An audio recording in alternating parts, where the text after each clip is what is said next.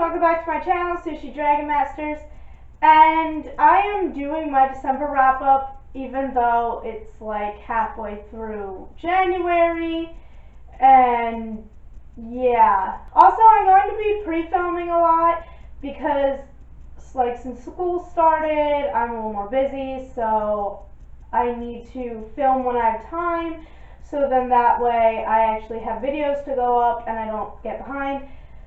So if you see me wearing this hoodie a lot, it's because of that, but it's also because it's really cold outside and this hoodie's very warm.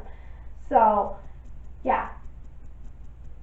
Anyways, let's get started with the wrap-up.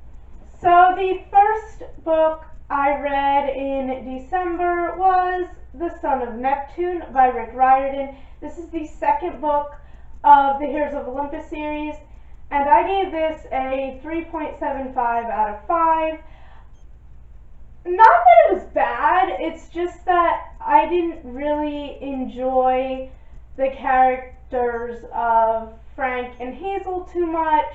I just felt Frank was a bit whiny, and Hazel is just a child of Hades, Pluto, whatever. They all just creep me out. I don't even know why. Like, the only one who really gives me a reason to creep me out is Nico, because he does some things that are pretty creepy sometimes. But, like, all Hades kids just creep me out just because they're his children, and Hades creeps me out. So, yeah. And the other complaint I have about this book is just that I was really excited for Percy and Annabeth to reunite, and I was really hoping it was going to happen in this book, and it didn't. So I was just a little disappointed about that. But overall, I think it was a good installment in the series, and yeah. The next book I finished was The Mark of Athena by Rick Riordan. This is the third book of the Heroes of Olympus series, and I think either this one or The Lost Hero is my favorite so far. I'm not quite sure, because I liked both very much. I gave this one a 4 out of 5, and like a really sad event happened while I was reading this. So I don't know if you saw my Grinch book tag, I go into more detail in there.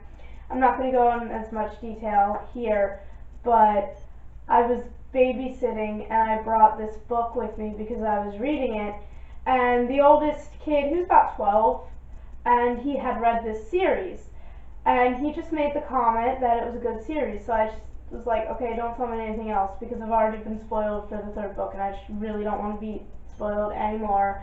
And then he said that he was just going to say that and that was going to be it. But he lied, because he told me how the whole entire series plays out. He basically told me how this whole book is going to play out. I know everything that's going to happen now, and essentially I feel like I could have enjoyed this book a little bit more than I did. But because I had been spoiled in the past and spoiled that day, I kind of took some of the enjoyment away. But I still enjoyed it very much and persevered. The next book I read was actually a novella, and it was The Queen by Kiera Cass. I really was looking forward to this because I really enjoyed the character of Queen Amberly throughout the selection, and I was really looking forward to this novella, and it did not disappoint whatsoever. I gave it a 4 out of 5, and essentially I cried. I did cry, I shed some tears, but basically we follow Amberly through her selection, but Clarkson has always been the way he's been. There's never any difference. And I was just kind of sitting there like, why are you going for him? Why? Just why? Just why? But I did get the answers of why she was, and I kind of understand a little more now, but I just wonder if she's regretted her decision. Then the next book I read was another novella, and it was The Favorite by Kara Cass. And I have to say, it is my favorite novella I've ever read. It is definitely one of my favorite books of 2015. Even though it's not a book, it's a novella, who cares? It was so good! Like, when reading the selection, I thought Marley was cool and all, but then when I read this, I was like, I want a whole book with Marley and Carter. I want a whole, like, write the selection again, but in Marley's point of view. I want that. I just loved this so much, and I was so disappointed when it ended. I just want so much more from it. Even though I gave it a 5 out of 5, I just wanted more. It was so good, and I loved it so much, and I highly recommend this novella. Out of all her novellas, I recommend this one the most. And my least favorite novella is still The Guard. It will always be that. And the fourth book I read was Happily Ever After by Kara Cass. I just finished all the bonus stuff in here, plus the 2 novellas I just talked about previously. I did not get around to rereading The Prince and the Guard, mainly because I didn't really want to reread The Guard anymore, and I really just wanted to get to the bonus stuff. And the bonus epilogue, just so awesome. I loved it. I knew what was gonna happen while I was reading it, so I was just like smiling like an idiot. And then my mom was like, "What's going on?" I was like, "Nothing." But it was so good, and I finished all of this in one day. Like the 2 novellas, this whole thing, it was done in a day. Which, actually, I had a goal to read a book in a day, and I guess this counts, even though I technically didn't read 2 novellas in it. But I'm going to count it, because I read 2 novellas plus a bunch of bonus content, so I think that counts for something. It was enough to count as a book in my head. But I loved this, and I gave it a 5 out of 5. It was amazing. Like, the Selection trilogy, I thought was good, and all that, and it kept me going and continuing, but this just blew my mind how amazing it is.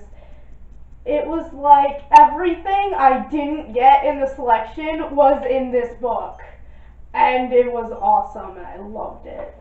Then, to close the year out, I read Magnus Chase and the Gods of Asgard, the first book, The Sword of Summer, and I loved it.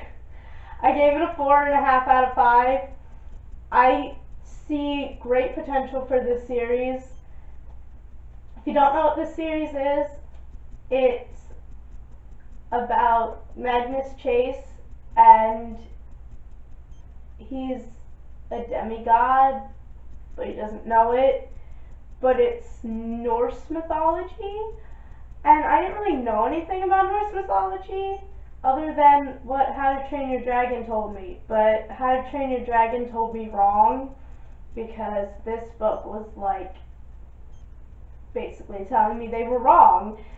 So every time I watch like the show that goes with the movies, How to Train Your Dragon, and like they spew out facts, I'm like, no, you're lying, you're wrong. But I loved this, and I can't wait for the next book, but I have to wait, because it's probably not done being written yet. So sad. But anyways, that is my wrap up, and I will see you next time. Bye!